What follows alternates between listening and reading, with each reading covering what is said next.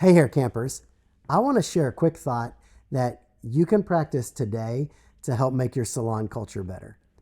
Have you ever heard the phrase dysfunctional politeness? Dysfunctional politeness is when you experience frustration with something someone said or did, and instead of seeking resolution, you bury your feelings in order to keep the peace. This kind of thing, it happens all the time in our workplaces.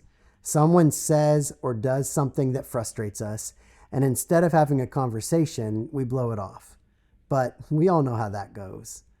When that happens to me, I end up thinking about that situation over and over again and what I would have said, what I should say next time, and how I feel about that other person who's involved. Well, there are three things that I try to do when I recognize that I'm feeling this way. First, stop. I almost always get myself in trouble when I speak before I think. If I take the time to think things through, it usually helps me avoid making the situation worse. Second, trust. I ask myself, do I trust the person I'm having difficulty with?